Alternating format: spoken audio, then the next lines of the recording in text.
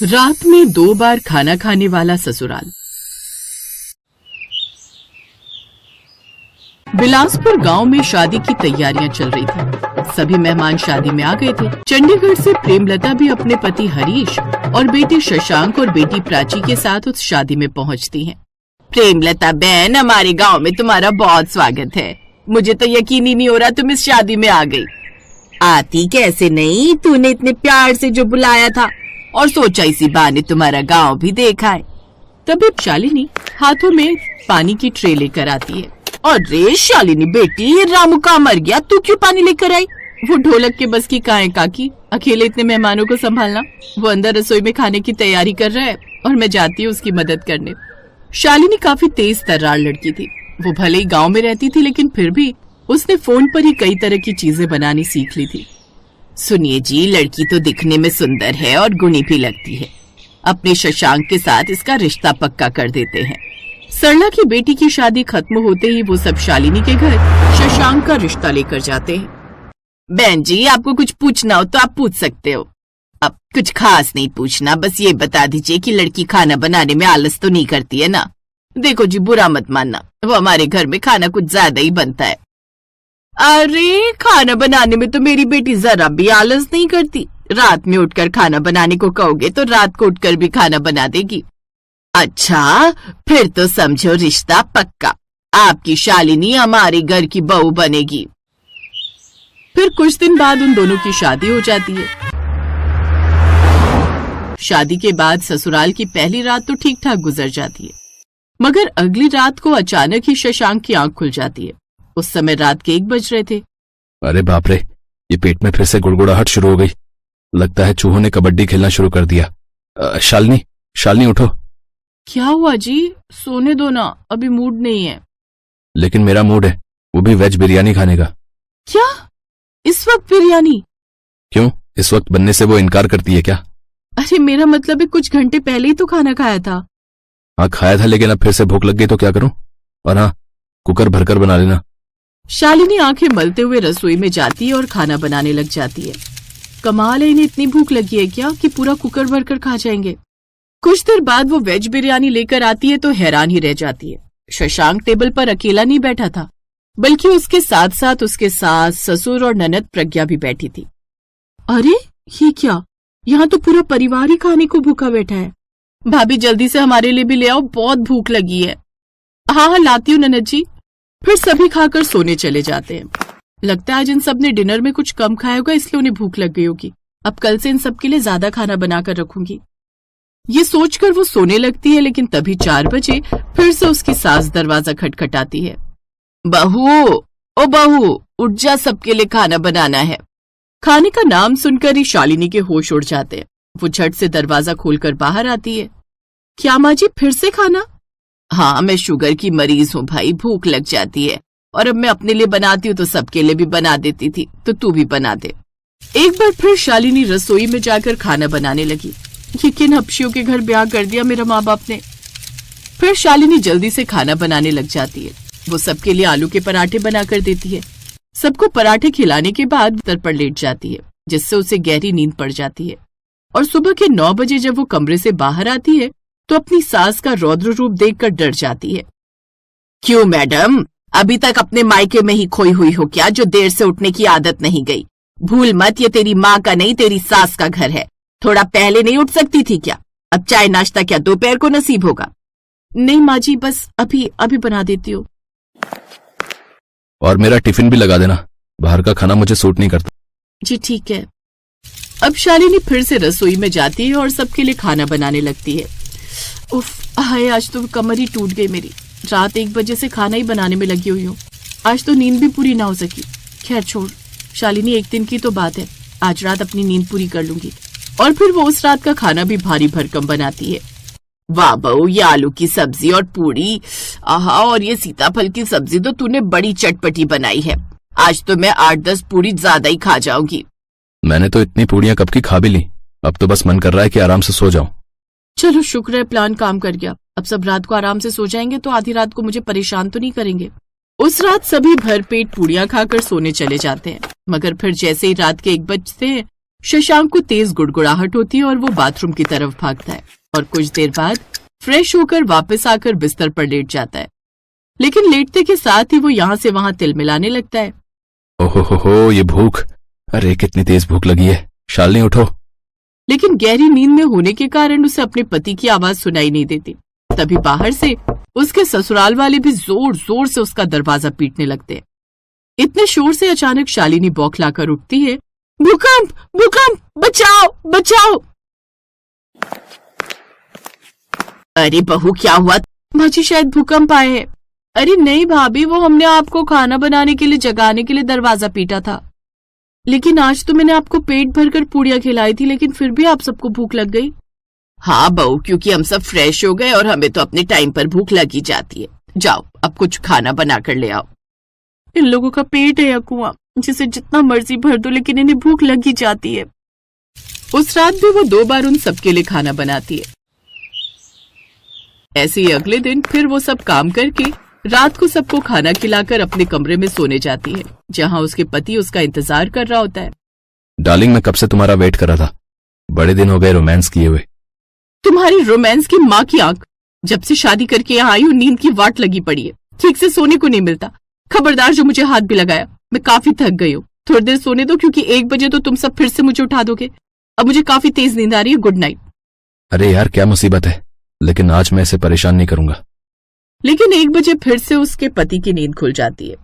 ओह, पेट में तो चूहे कबड्डी खेल रहे हैं। बहुत भूख लगी है। लगता है अब तो इसको उठाना ही पड़ेगा, क्योंकि अब माँ तो कुछ बनाने का कष्ट उठाएंगे नहीं, क्योंकि वो तो खुद ही पेट पकड़कर बैठी होंगी। तब तक सास ससुर और प्रज्ञा सभी खाने की टेबल पर आ बैठे थे। रात के 2 बजे थे, पर सब भूख से बेचैन हुए जा रहे थे। अब पता नहीं माँ भाभी आज क्या बनाकर लाएगी। मुझसे तो भूख कंट्रोल ही नहीं हो रही। अब बहू भी क्या ही सोचती होगी कि कहाँ आकर फंस गई।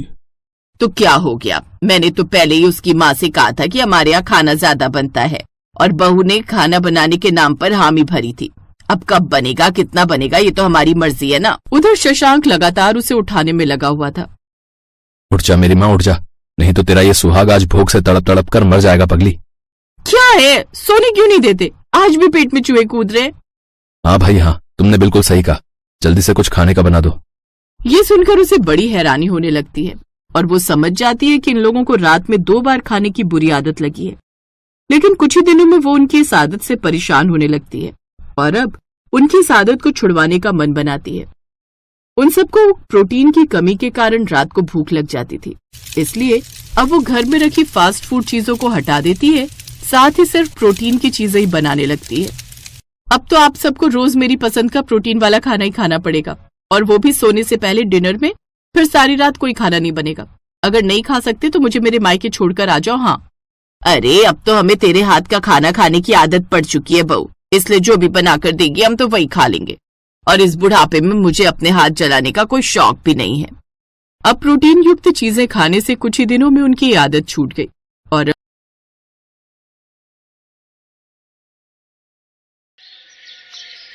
मेघा और गगन की शादी अरेंज मैरिज थी। गगन अपनी माँ और 4 बहनों और एक भाई के साथ दिल्ली शहर में रहता था। आज शादी के बाद उसकी पहली रसोई की रस्म थी।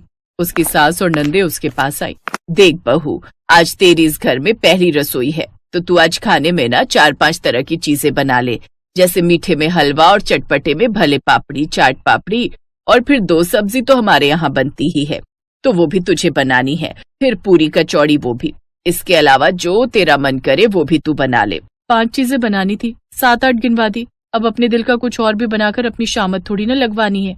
कहाँ खो गई, समझ गई ना बहू? जी माँ जी, हो जाएगा। और निधि और सुनिधि, तुम अपनी भाभी को कौन से मसाले कहाँ रखे हैं वो बता देना। उफ़्फ़ो माँ, हमें खाना कहाँ बनाना आता है? अच्छे से जानती हूँ, इसीलिए तो सामान पकड़वाने के लिए कह रही हूँ। बस तुझे उनकी थोड़ी सी मदद करनी है। ठीक है माँ। अब मेघा खाने की तैयारी में लग जाती है, लेकिन इसकी दोनों नंदे तो मानो कछुए की तरह काम कर रही थी। उफ, इन दोनों को कितने समय पहले प्याज टमाटर आलू काटने को कहा था, लेकिन ये तो किसी कछुए की तरह काम कर रही हैं। अब मैं इन दोनों से कैसे काम लूं? इनकी तो नियत ही नहीं है काम करने की। इससे तो अच्छा होगा मैं ही कर लूं। दीदी, आप दोनों ऐसे कीजिए, आराम कीजिए। आप दोनों बहुत थक गई होंगी ना तब से मेहनत करके। आप रहने दीजिए, मैं कर लूंगी। ठीक है भाभी, थैंक यू।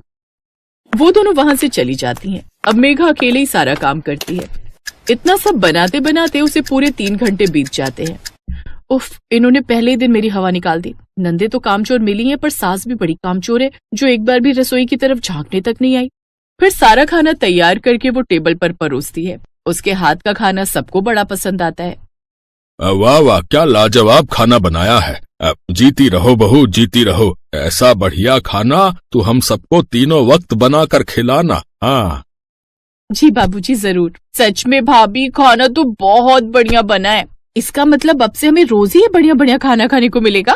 वो सब तो ठीक है, लेकिन तुझे तीनों ही वक्त हमें इतना ही खाना बनाकर देना है, जैसे कि 1-2 आइटम नाश्ते में खाने वाली चीज जैसे पोहा सैंडविच, और 2 आइटम दिन के खाने के जैसे दाल चावल सलाद, और तीसरा रात के खाने की तरह रोटी सब्जी रायता। इस तरह तुम्हें एक समय पर ये 3 तरह का खाना पकाकर तैयार कर लेना है। और हाँ, खाने के बाद कुछ मीठा भी होना चाहिए, तो इसलिए मीठे में भी कुछ बना लिया करो। अब खाने के बाद ये बर्तन धो लेना, फिर अपने कमरे में जाकर तुम आराम कर लेना। तुम भी अब थक गई होगी। फिर सारा काम निपटाकर वो अपने कमरे में चली जाती है। लेकिन फिर उसे दिन का खाना भी तो बनाना था, इसलिए वो 1 घंटे पहले ही उठकर रसोई में चली जाती है और सबके लिए फिर से सूखी सब्जी, तरी वाली सब्जी, रोटी, चावल, स्नैक्स, मीठा, ये सब बनाकर तैयार कर लेती है। अब ऐसे ही कई महीने बीत जाते हैं। जब से मेघा शादी करके ससुराल में आई थी, वो सुबह शाम भर भर कर खाना बनाती रहती, लेकिन उसकी मदद के लिए कोई नहीं आता। उसे सुबह से शाम बस रसोई में ही हो जाती। यहाँ तक कि उसे अपने मायके वालों से बात करने तक का समय भी नहीं मिलता। कुछ ही महीनों में वो पूरी तरह थक चुकी थी। बस बहुत हुआ, अब मैं तीनों वक्त इतना भर भर कर बार बार खाना नहीं बना सकती, इसलिए अब मैं तीनों वक्त का खाना एक साथ ही बना लिया करूंगी, ताकि मुझे यूं बार बार रसोई में ना घुसना पड़े। नहीं तो पूरा दिन मेरा रसोई में ही निकल जाता है। अब वो रसोई में खाना बनाने से 1-2 घंटे पहले ही सब्जी काट कर रख देती है, साथ ही एक साथ ही ग्रेवी बनाकर रख देती थी, ताकि बार बार उसे ये मेहनत न करनी। एक रोज मेघा रात का डिनर बना रही थी। अरे ये क्या, मिर्च मसाले तो खत्म हो गए। अब तो रात हो गई, ऐसे में रात में सामान लेने कहाँ से जाऊं? ऐसा करती हूँ, पड़ोस वाली कमला काकी से मांग कर ले आती हूँ। अब वो पड़ोसन से जाकर थोड़े मसाले मांग कर ले आती है, फिर आकर खाना बनाती है, जिसके बाद 2 घंटे तक वो रसोई में आकर खाना बनाती है, फिर सबको परोसती है।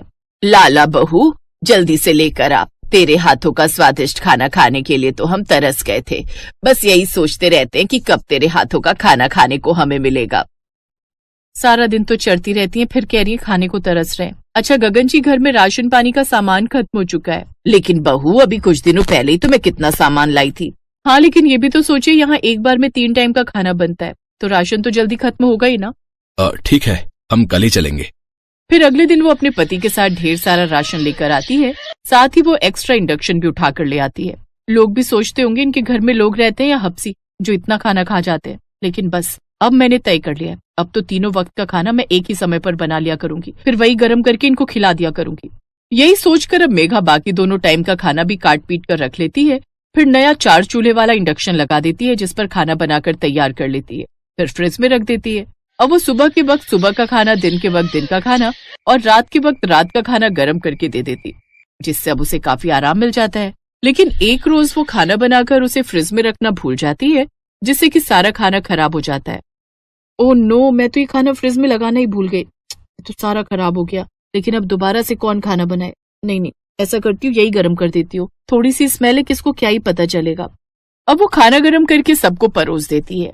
छी भाभी, इस दाल से तो खट्टी सी स्मेल आ रही है, सब्जी में भी अजीब सी महक आ रही है। बहू, तूने कहीं हमें कोई सुबह का खाना तो नहीं दे दिया?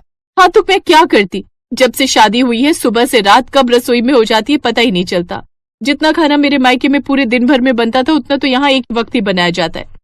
कई महीनों से मैं ये सब चुपचाप ही सहती जा रही हूँ, लेकिन कभी कोई मेरी मदद करने के लिए नहीं आता। आप लोगों को एक ही वक्त में दाल, रोटी, सब्जी, चावल, रायता सब चाहिए। बताओ अब एक साथ में इतना सब कुछ कैसे बना सकती हूँ? मैं भी तो इंसान हूँ, मैं भी थक जाती हूँ। अब जब ये सब मेरी बर्दाश्त से बाहर हो गया, तो मैंने डिसाइड किया कि एक ही टाइम में मैं 3 तरह का खाना बनाऊंगी। और वो तो गलती से मैं आज सुबह खाना फ्रिज में रखना भूल गई। एक दिन खाना ठीक से नहीं मिला तो आप लोगों ने मुझे इतनी बातें सुना दी, लेकिन मैं जो हर रोज सुबह शाम रसोई में पिसती जा रही हूँ, उसका क्या? आप लोगों ने कभी मेरे बारे में एक बार भी सोचा? उसकी बातें सुनकर सबको अपनी गलती का एहसास होता है और वो उससे माफी मांगते हैं। हमें माफ कर दे बहू, हम तेरे दुख को कभी समझ ही नहीं पाए, लेकिन अब से तू इतना खाना नहीं बनाएगी। अब से तू नाश्ते के वक्त सिर्फ नाश्ते वाला खाना और दिन के वक्त दाल चावल और रात के वक्त रोटी सब्जी यही सब बनाओगी। और तेरी ये दोनों निकम्मी नंदे भी तेरी मदद करेंगी। और अगर तुम दोनों ने ऐसा नहीं किया ना तो मैं तुम दोनों की शादी करवा दूंगी। शादी? नहीं नहीं नहीं, वहां तो बहुत सारा काम अकेले करना पड़ेगा। माँ, हम भाभी की हेल्प अब से जरूर करेंगी। उस दिन के बाद से मेघा को कभी भी इतना सारा खाना नहीं बनाना पड़ता था। साथ ही उसकी मदद उसकी दोनों नंदे भी किया करती थी, जिससे अब उसे काफी आराम मिल गया और अब एक वक्त में 3 तरह का खाना बनाने का सिलसिला सदा के लिए खत्म हो गया।